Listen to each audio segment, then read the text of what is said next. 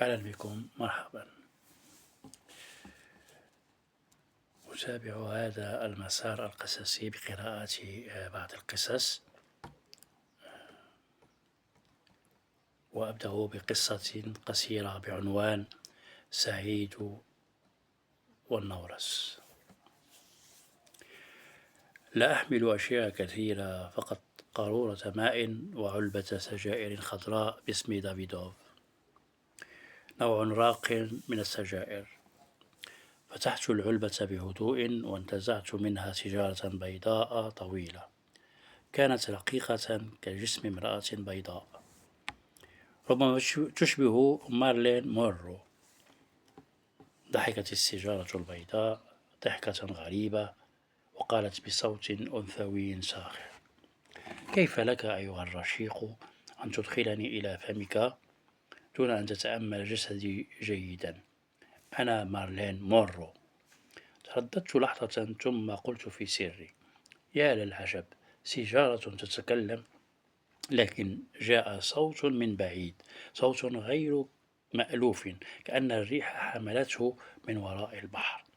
أنت مخطئ، إنها ليست سيجارة، إنها مارلين مونرو بعينها.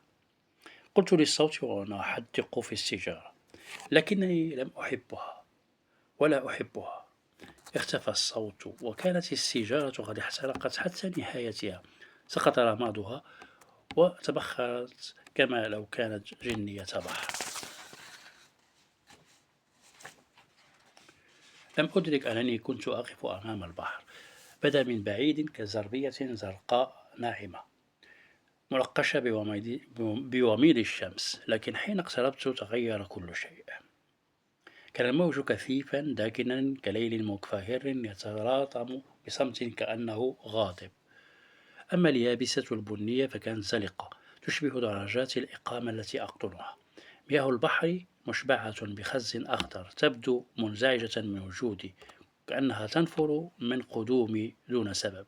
رفعت رأسي إلى السماء، السحب البيضاء غطتها بكثافة، مرسومة كلوحة لا يمكن أن ترسم إلا بيد إلهية.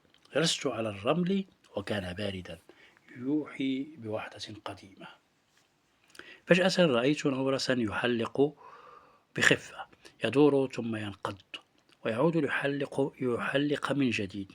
لمست جناحاه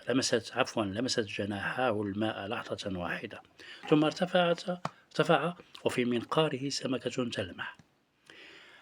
أدركت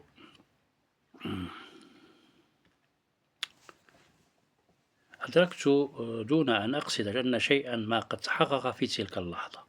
شردت بفكري إلى مكان بعيد، لكنه لم يكن بعيدا فعلا، فقد كان يسكنني هنا والآن. تذكرت سعيد، كان يحب الصيد، يخرج كلما سنحت له الفرصة، يحمل سنارته وحقيبته القماشية، ويعود كل مرة خائبا. البحر لم يمنحه يوما سمكة ولا حتى ما يشبهها. وفي هذا الصباح رأيت بعض الصيادين واقفين فوق الحجارة البعيدة، انتظروا طويلا ولم يصطد أحد منهم شيئا. كانوا صامتين كأنهم جزء من الصخر. قلت في سري: النورس سعيد لأنه اصطاد، أما سعيد فلا يبدو أنه كذلك.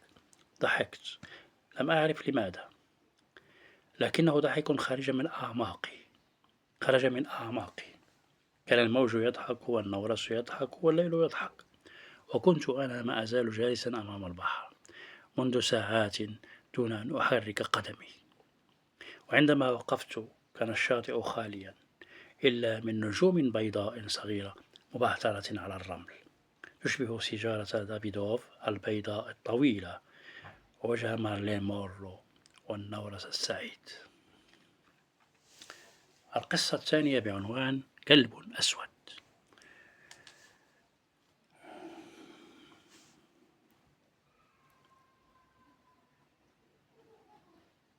كنت ذات يوم قد نزلت من تاكسي أزرق صغير، فرأيت أحد الأشخاص وهو يربط كلبه الأسود بحزام أظن لونه أحمر. لم أعد أتذكر كثيرا.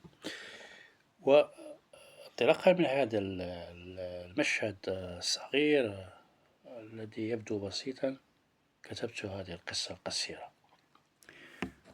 نزلت من التاكسي، رفعت رأسي نحو السماء، كانت فارغة. تساءلت عن النجوم التي اختفت. السيارات تمر بسرعة، وعندما توقفت إحداها عبر الطريق فعلت ذلك دون أن أنظر إلى سائقها. في تلك اللحظة تذكرت أنني رأيت بالأمس كلبا أسودا، كان على الجانب الأيمن من الطريق، يتمرغ على الأرض ويحرك رأسه ببطء دون أن يحدق في. كان لطيفا لسبب واحد، أن صاحبه كان يربطه بحزام أحمر. سألت نفسي، هل كان هناك حقا كلب أسود، أم أن خيالي صور لي ذلك؟ سألت نفسي، هل كان هناك حقا كلب أسود، أم أن خيالي صور لي ذلك؟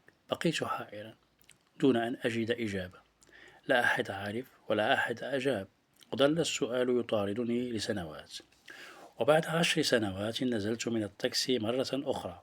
لم يكن هناك كلب أسود ولا صاحبه، بل فندق لم يكتمل بناؤه، مبنى ضخم يشبه ناطحة السحاب، لكنه مهجور، يحيط به فضاء واسع، تغطيه الأشجار والنفايات، وتطوقه أسلاك سياج صدئة.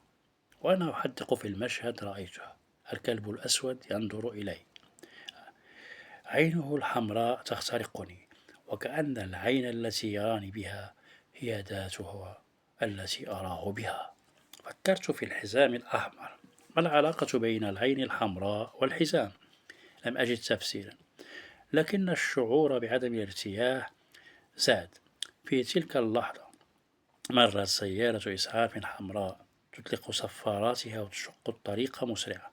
خيل إلي أن من بداخلها هو صاحب الكلب الأسود، وربما لم يكن هو، ربما كان رجلا آخر، أخا قتل على يد أخيه في يوم أسود. مرت أمامي سيارات حافلات، ريبورتورات، دراجات نارية وهوائية، حصان أبيض، وكلاب تسير في صف واحد تلهو بأذيالها، وقطط من كل الأحجام. ثم فجأة اختفى الجميع. نظرت إلى السماء، كانت فارغة، وحين التفت إلى الخلف رأيت الكلب الأسود يتبعني. لم أعيره اهتماما ومضيت في طريقي، لكن عندما التفت لأتأكد كان قد اختفى. والآن مع قصة قصيرة جدا بعنوان الوش. الوش.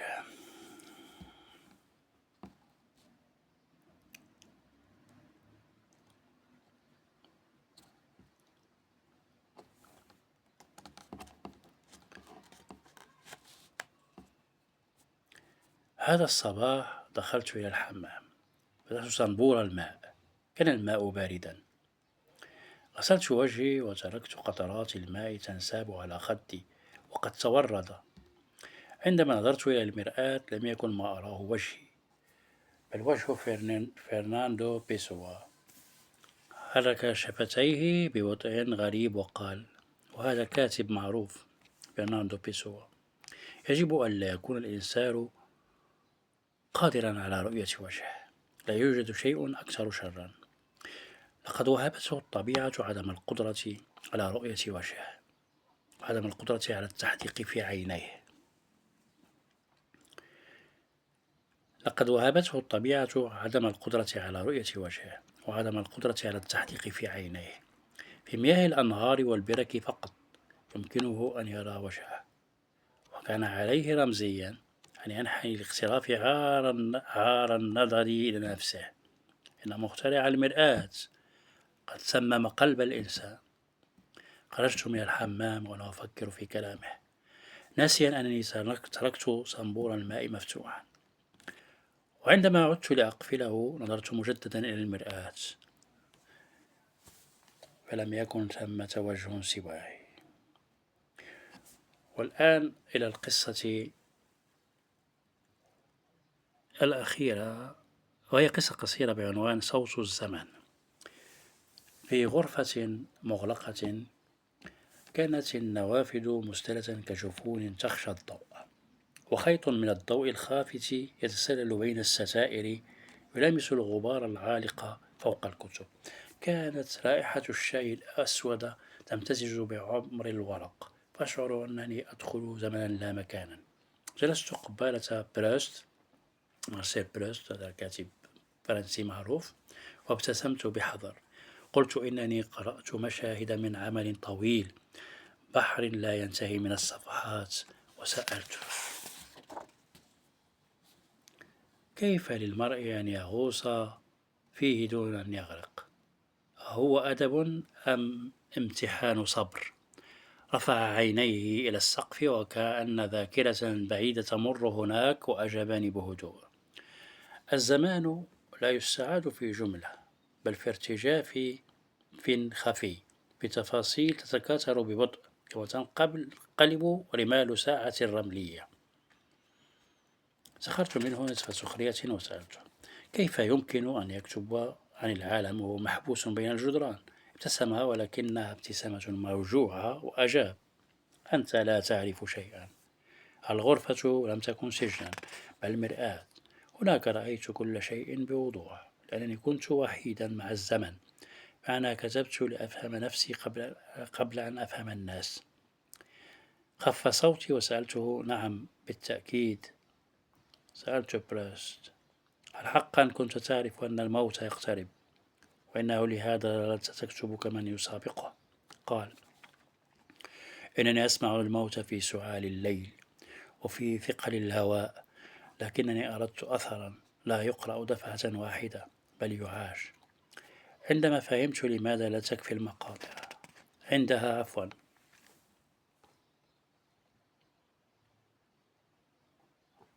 عفوا عندها فهمت لماذا لا تكفي المقاطع. تنهدت واعترفت أني ربما لن أقرأ العمل كله، لكنني سأظل أعود إليه مشهدا بعد مشهد، كمن يشرب من ماء البحر رغم ملوحته، لأنه لا يجد ماء يشبهه. أغمض براس عينيه وقال: إن ذلك يكفي، فمشهد واحد قد يكشف الزمن كله. ساد الصمت، وفي الخارج كان الزمن يدور ببطء كساعة بلا عقارب، وببطء شعرت أنني أمام ذلك الكاتب الذي كتب عن كل شيء من غرفته، لكنه جعلني أرى العالم كله من خلال عينيه، وأدركت أن صوته الذي أمامي هو صوت الزمن نفسه.